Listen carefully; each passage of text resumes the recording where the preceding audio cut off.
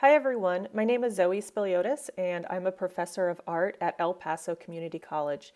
And today I'm going to give you tips on how to photograph and edit your artwork using just your phone. So whether you're going to share your work online for your classes, on your website, for social media, or you're using them to prepare your portfolios for colleges, you need to have really good images of your work because whoever is seeing it on the other side doesn't have the original there in front of them to compare it to. And you want your images to accurately represent your work and reflect all the hard work you put into creating them.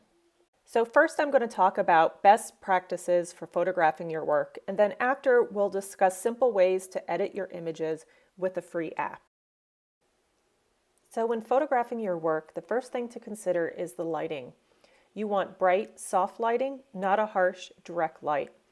Indirect lighting from a window is best, so find a wall adjacent to a window or a tabletop under a windowsill. Avoid having the window behind you because your shadow may be cast onto your art. You can also choose to shoot your projects outside on an overcast day. Generally, most cell phone cameras do a better job with daylight versus artificial light, so take some time to find the perfect spot to place your work for the photograph, and you'll spend less time needing to edit them. For two-dimensional artwork, make sure that the piece is parallel to the camera, so hanging on the wall or lying flat on a table if it's a smaller piece is best. Or if you can't hang it, you can also tape it to a board or lean it against a wall or a chair. Then make sure to line up your phone to be right in front or over it, parallel to the piece. If your work is three-dimensional, you want to have the least amount of distractions possible in the background. So set your area up with a solid white or solid black background, whatever complements the piece best. And depending on the size of your piece, you could use sheets of paper or even a bed sheet to create the backdrop. If you have a tripod, you can use it to keep your phone steady. And there are attachments specifically for holding your cell phone, but you can get a good photograph just by holding your phone too. You just want to hold it really steady. Once you have your artwork set up, you want to match your phone orientation to the piece. So if the piece is vertical, turn your phone vertical. If it's horizontal, then flip it on its side. When framing your image, move your phone closer to the artwork and avoid zooming in because that's going to make the quality of the image a lot better. Also, leave a tiny bit of the background around the edge, and that gives some wiggle room for cropping during editing.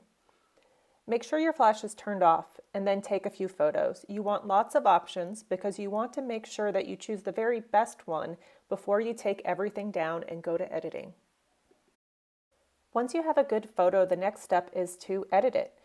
And you have a lot of options here. If you have the skills in Photoshop or other programs like that, then go for it. But I really want to show you a simple app called Snapseed that anybody can use to quickly and easily edit photos. You can download it from the App Store and put it right on your phone, and then just load your photo into the app to edit. So when we open up the app, it opens to a screen like this, and you would simply click Open and pick the photograph of the artwork you want to edit from your camera roll. When you select an artwork, you're going to see some pre-programmed filters show up along the bottom or the side, depending on your phone's orientation. Resist the urge to use the filters. You want to manually adjust your images so they are accurate representations of your work, not super enhanced. Click the middle option, which says Tools or is a little pencil icon depending on your phone's orientation. This will give you a whole array of editing tools that you can explore on your own time. Today I'm going to keep it simple and show you some basic ones. The first thing you can do is a quick white balance correction, which can help autocorrect the temperature of your image. If I click the WB white balance icon, then at the bottom you're going to see AW, and you can click that to do an auto adjustment. If you don't like it or think it needs more or less, then just slide your finger on the screen to the left and the right until you get to a place where you like it. Then when you're ready to accept it, just tap the check mark to save the adjustments. So this image was taken at an angle. Now you can fix this and get a nice straight rectangular image by clicking on the tools and then selecting the perspective tool icon. I'm going to use the free mode and just use my finger on the screen to pull the edges up and out and make the edge of the image as straight as possible and parallel to the sides of the screen. The grid really can help you match that up, and then click the check mark to accept those changes. At this point, you might want to crop off extra white areas of the paper or to frame your 3D artwork a little better. So just select the Tools Crop icon and then move the corners to where you want the image to be cropped. Then select the check mark to save the changes. Now that it's cropped, I want to go through and tune my image. So select the Tune icon, which is the first icon. And in the tuning icon, it has all the basic features you might be kind of familiar with from your phone's photo apps.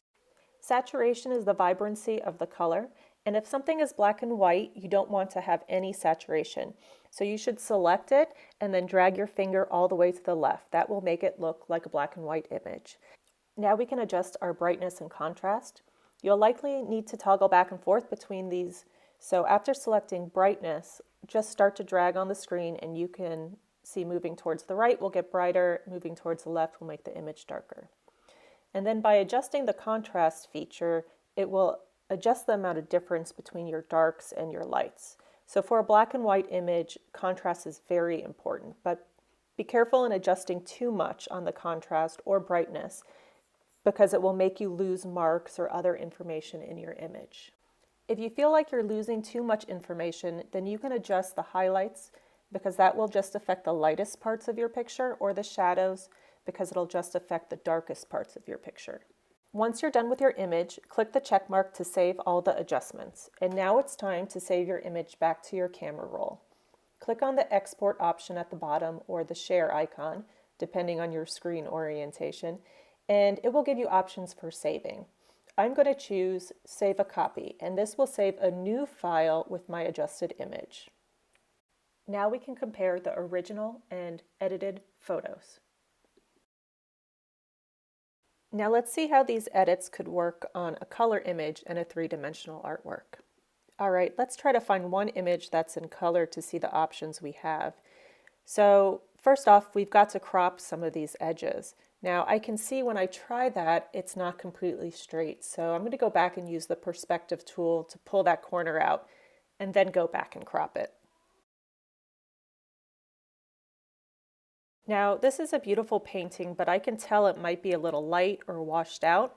So I'm going to go into my tuning again, and I'm just going to play back and forth with saturation. Now here I don't want to go all the way down because it's going to bring it into a black and white photo.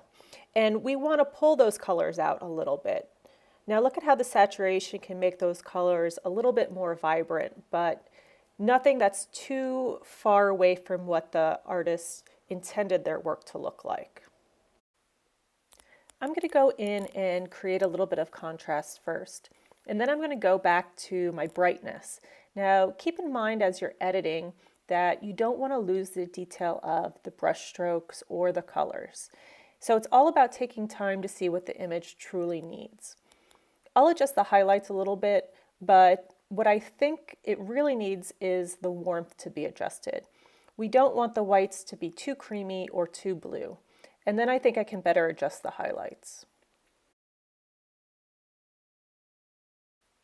All right, so I'm ready to save it. I'm going to go ahead and press the check mark and then save this image as a copy. Then we can go back and see the before and after. I'm going to use the same steps to fix up my sculpture image. So let's open it in Snapseed. So for the first thing, let's just do a quick auto white balance adjustment. Then we can go back and crop it because there's a lot of focus on the background and it's kind of distracting for the sculpture. Now we can fine-tune the image a little bit more. We can go back and adjust the saturation, and then let's give it a little bit more contrast and brightness to make the three-dimensional form stand out more. Then we can adjust the highlights and shadows for a little bit more fine-tuning. And let's take out a little bit of warmth because it has kind of a yellow tint to it. Then when we're finished, we can go ahead and save it as a copy and compare our two images.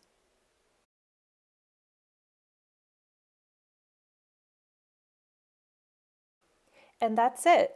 It's really as simple as that. I hope this tutorial is able to help you accurately represent your work and put the best images out there.